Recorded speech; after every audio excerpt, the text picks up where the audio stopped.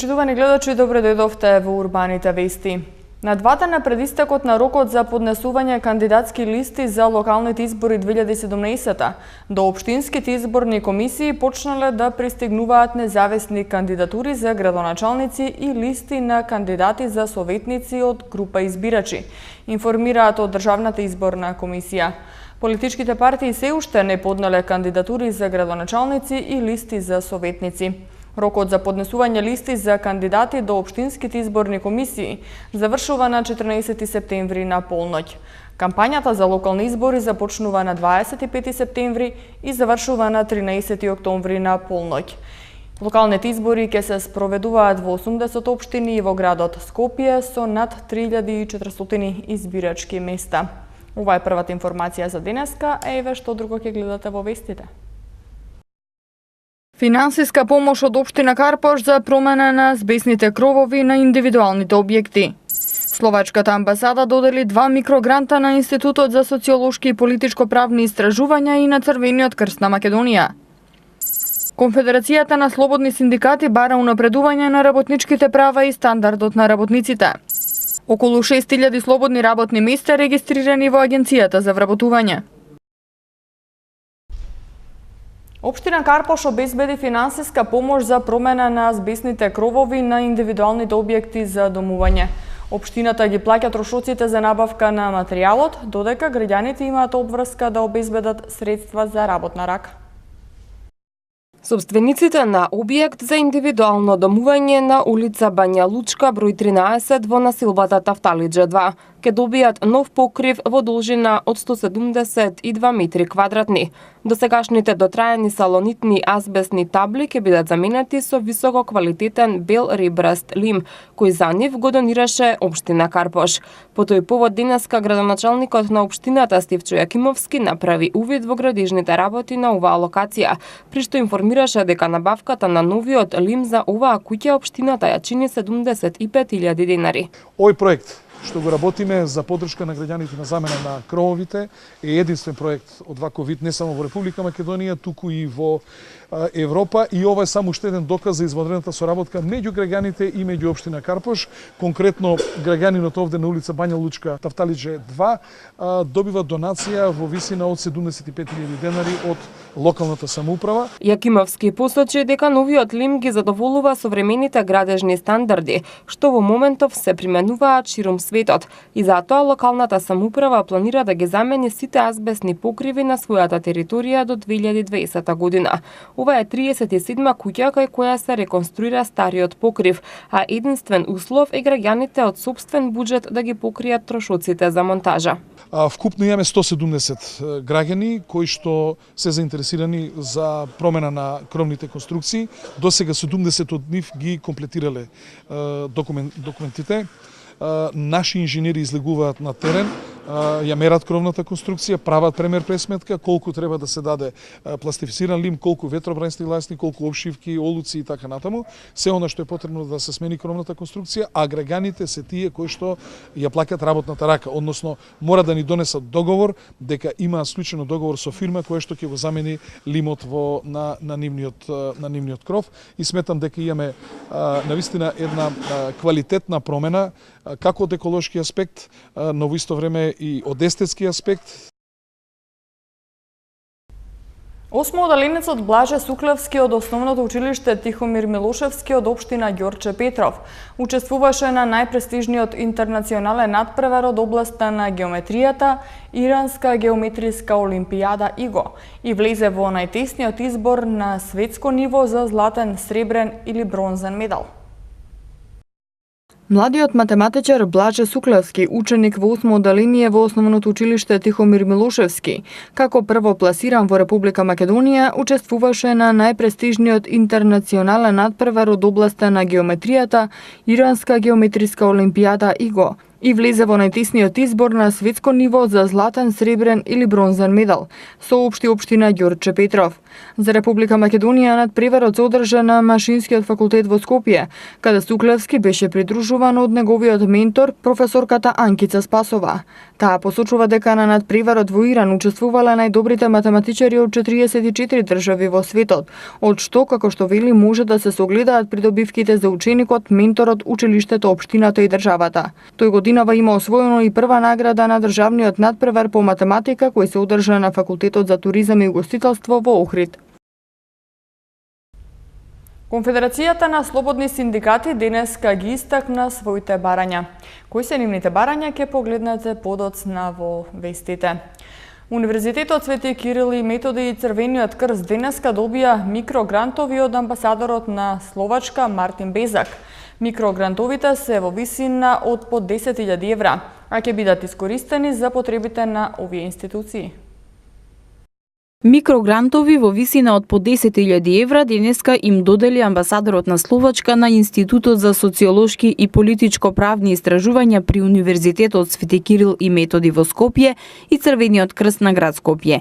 Институтот за социолошки и политичко-правни истражувања средствата од микрогрантот ќе ги искористи за купување опрема и реновирање на просториите кои беа оштетени од пожарот што избувна на 21 април годинава. Ќе се купува мебел, компјутерска опрема и климатизација. Средствата од микрогрантот Црвениот крст во наредните 6 месеци ќе ги искористи за да се обезбеди комплетна здравствена и социјална грижа за 180 лица од трето доба во дневните центри во Центар Чаир и Сарај.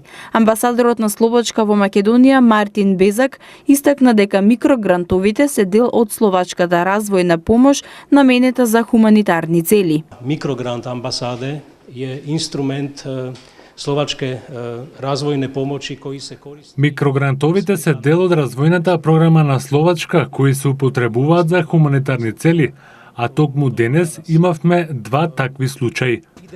Идејата за првиот микрогрант настана доста спонтано, бидејќи кога се случи пожарот, ние поминувавме случајно од таму, па видовме што се случуваше. А што се однесува за вториот микрогрант, тоа е резултат на состанокот што го имавме со генералниот секретар. Микрогранта, тој е уствари резултат нашег састанка со господином генералним секретаром Црвеnog крста. Ректорот на Универзитетот Свети Кирил и Методи Никола Јанкуловски истакна дека и со оваа помош што му се додели на институтот, уште еднаш се покажува дека амбасадата на Република Словачка во Македонија е докажан пријател кој секогаш излегува во пресред кога тоа е потребно. Голема благодарност до амбасадата на чело со амбасадорот неговата екселенција господин Мартин Безак за сесрдната помош и донација на грантот што многу значи за универзитетот, односно за институтот, кој што неодамна, поточно 12 април оваа година, беше зафатен од пожар, при што голем дел од работните простори и опремата беа уништени. Генералниот секретар на Црвениот крст на Република Македонија Саид Саити рече дека доделените средства ќе бидат наменети за поддршка на спроведувањето на активностите, насочени во делот на грижата за стари лица, а со оваа донација Словачката амбасада станува дел од активностите на Црвениот крст. Грижата за старите лица е еден императив кој се наметнува во последно време, имајќи во предвид трендот, нели, на старење на населението, како светски податок и секако податок во нашата држава. Проценките се дека до 2020 се очекува просечниот животен век во Македонија да биде 74,9 години, а до 2050 79, односно 80 години.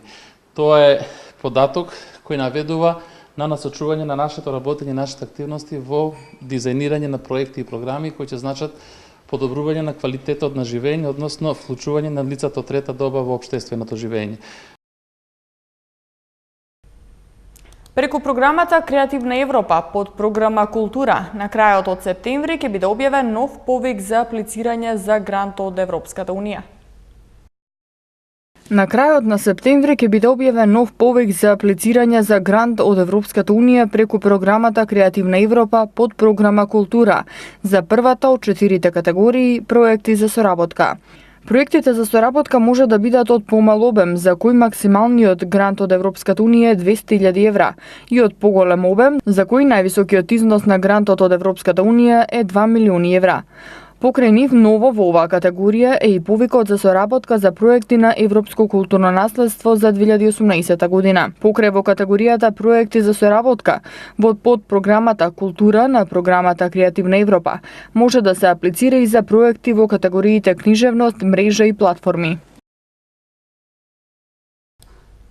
Покачување на платите во јавниот сектор од 19%, скратено работно време од 7 часа во институциите каде се воведува двосменско работење и продолжување на породилното отсуство од 9 на 12 месеци, бара Конфедерацијата на слободни синдикати на Македонија. Конфедерацијата на слободни синдикати на Македонија денеска на пресконференција ги истакна барањата за унапредување на работничките права и стандардот на работниците.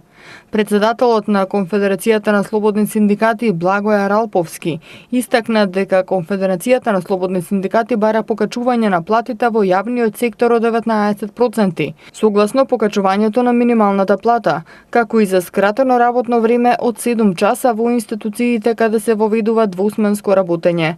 Конфедерацијата бара и продолжување на породилното отсуство од 9 на 12 месеци за поддршка на мајчинството, а согласно препораките на Светската здравствена организација, според кој детето треба да биде доено најмалку 12 месеци, а за што се намалува ризикот за рак на дојка за 50%, кој сега е значително распространет.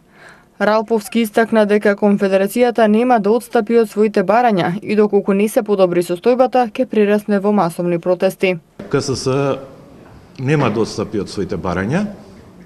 Веќе е даден налог од извршниот одбор да се свика конференцијата на КСС, кој што е најголем орган помеѓу два конгреса, со една точка на дневен ред. Тоа е состојбите во економско-социјалниот совет во Република Македонија.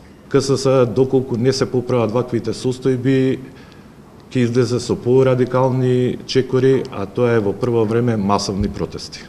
Тој потенцираше дека сите барања се согласно Законот за работни односи и конвенциите на Меѓународната организација на трудот. До 5 октомври трае конкурсот за најдобра новинарска статија на тема трговија со луѓе. Повеќе детали следуваат подоцна во вестите. 6000 слободни работни места во македонските компании се регистрирани во Агенцијата за вработување.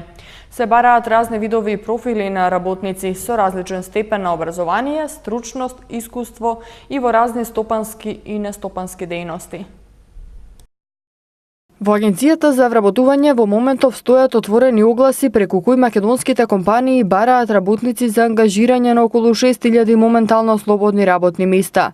Се бараат разни видови профили на работници со различен степен на образование, стручност, искуство и во разни стопански и нестопански дејности од страна на компании кои се лоцирани во различни региони и општини во државата.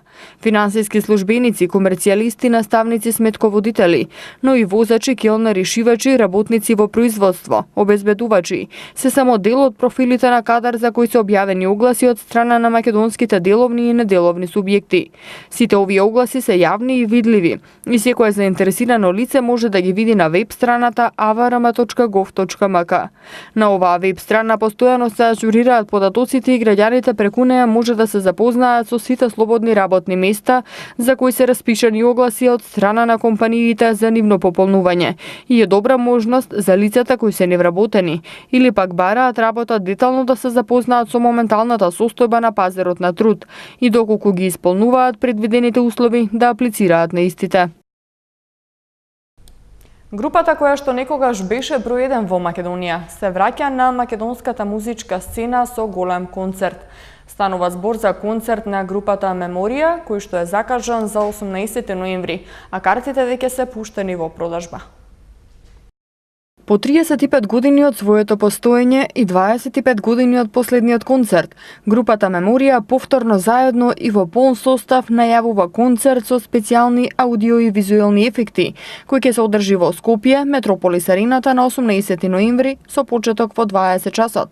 Картите за концертот се пуштени во продажба и чинат 500 денари, а првите 1500 карти ќе се продаваат во пакет со албум кој ги содржи најубавите балади на Меморија, а воедно ќе имаат можност да бидат во првите редови.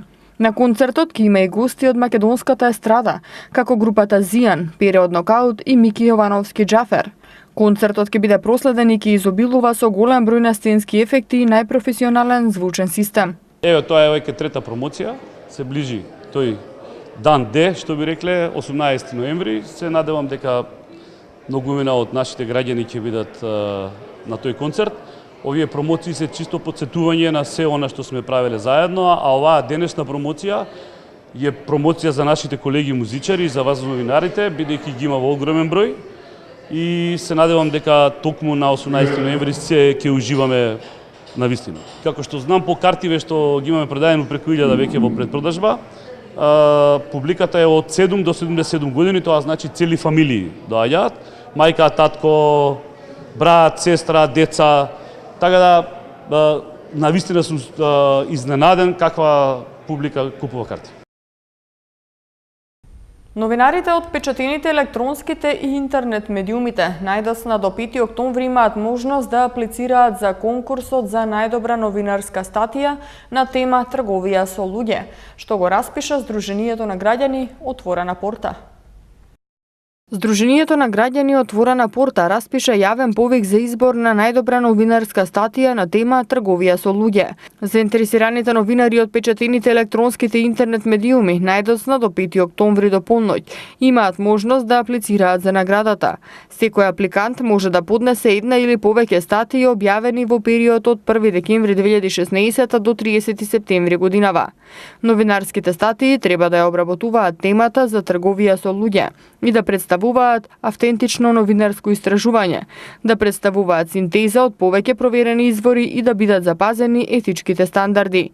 Најдобрите новинарски статии ќе бидат наградени со 450 евра за прва награда, 350 евра за втора награда и 250 евра за трета награда.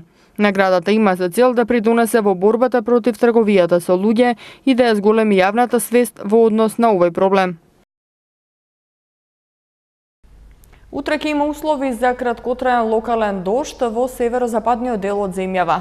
Потоа во наредните денови ќе преовладува стабилно време и малку посвежо, но понатаму дневната температура ќе има тенденција на постепен пораст. МТМ го гледаме во продолжение.